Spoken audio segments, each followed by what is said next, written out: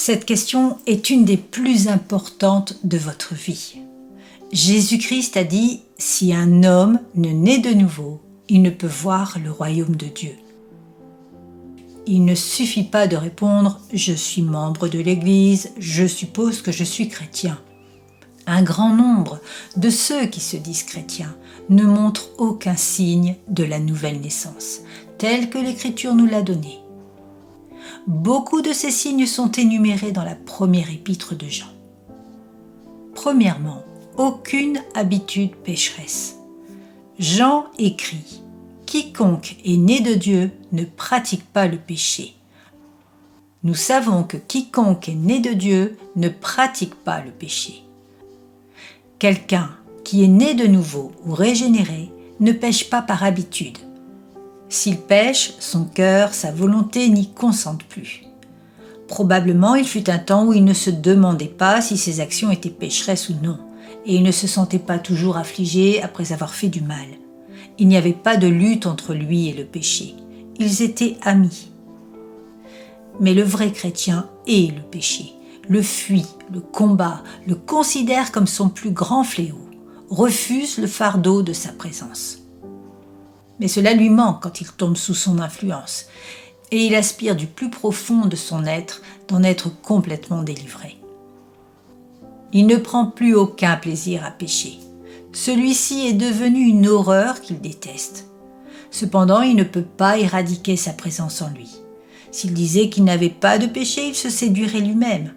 Mais il peut dire qu'il hait le péché et que le plus grand désir de son âme est de ne plus pécher du tout.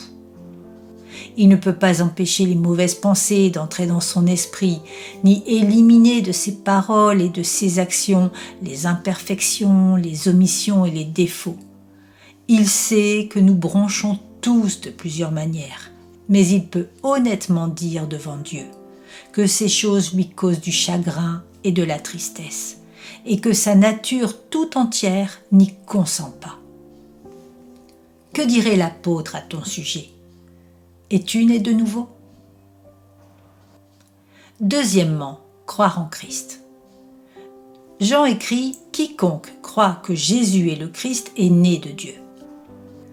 Un homme qui est né de nouveau ou régénéré croit que Jésus-Christ est le seul sauveur qui peut gracier son âme, qu'il est la personne divine désignée par le Père dans ce but précis, et qu'en dehors de lui, il n'y a aucun sauveur. En lui-même, il ne voit rien d'autre que de l'indignité. Mais il place pleinement sa confiance en Christ, se reposant sur lui et croyant que ses péchés sont pardonnés. Il croit que sur la base de l'œuvre accomplie par Christ et de sa mort sur la croix, il est déclaré juste devant Dieu et qu'il peut regarder la mort et le jugement à venir sans crainte. Il peut quelquefois douter et craindre. Il peut dire de temps à autre qu'il se sent comme quelqu'un qui n'aurait pas du tout la foi. Mais demandez-lui s'il place sa confiance ailleurs qu'en Christ et voyez ce qu'il vous dira. Demandez-lui si son espérance dans la vie éternelle repose sur sa propre bonté, sur ses propres œuvres, sur ses prières, son pasteur, son Église, et écoutez sa réponse. Que dirait l'apôtre à ton sujet ? Es-tu né de nouveau ? Troisièmement, pratiquer la justice. Jean écrit « Quiconque pratique la justice est né de lui ». L'homme qui est né de nouveau ou régénéré est un homme saint.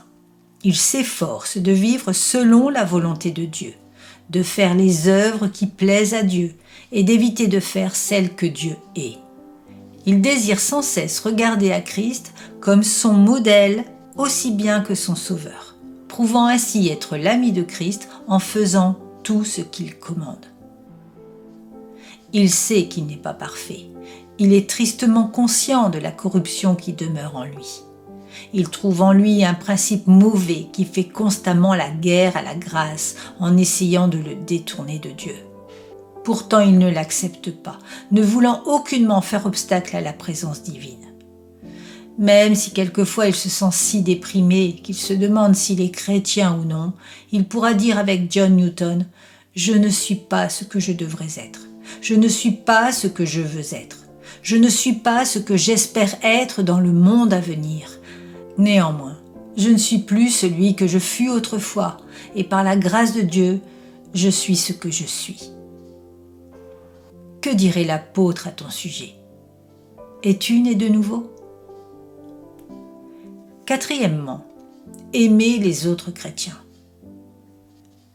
Jean écrit: « Nous savons que nous sommes passés de la mort à la vie parce que nous aimons les frères. » Un homme qui est né de nouveau possède un amour particulier pour tous les vrais disciples de Christ.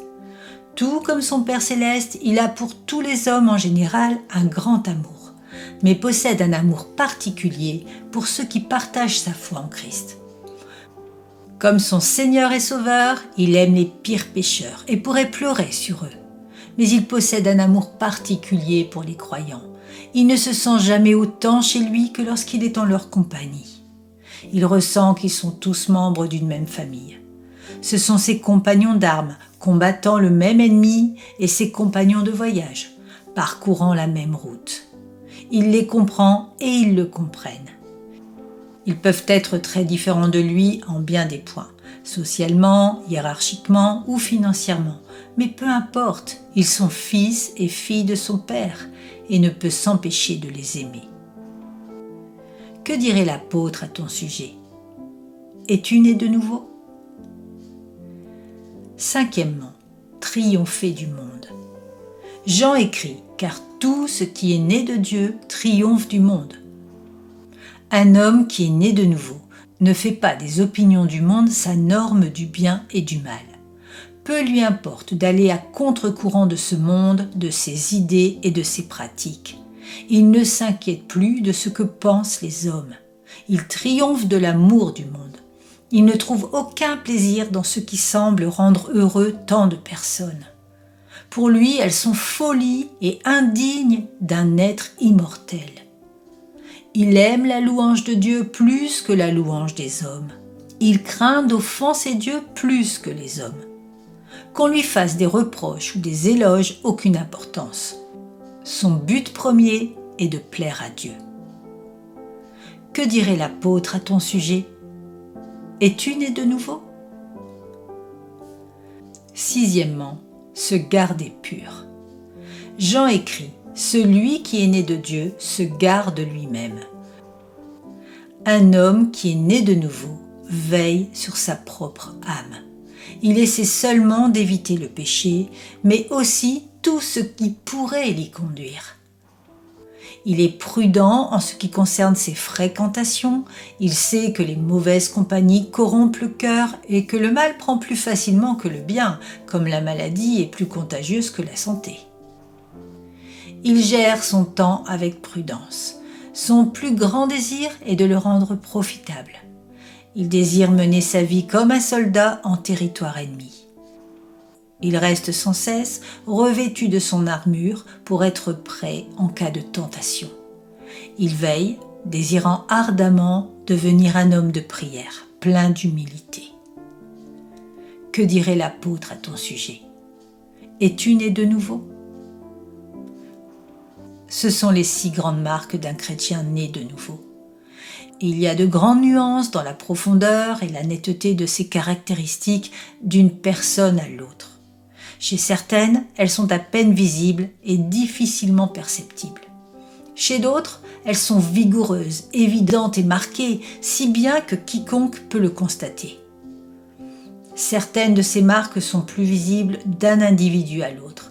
Elles se manifestent rarement de manière égale en chacun. Néanmoins, malgré ces variations, voici dépeints avec assurance les 6 marques d'un être humain né de Dieu. Comment devons-nous réagir à ces choses? Nous pouvons logiquement venir à une seule conclusion. Seuls ceux qui sont nés de nouveau possèdent ces 6 caractéristiques. Et ceux qui ne possèdent pas ces traits distinctifs ne sont pas nés de nouveau. Cela semble être la conclusion vers laquelle l'apôtre a eu l'intention de nous amener. Possèdes-tu ces caractéristiques? Es-tu né de nouveau?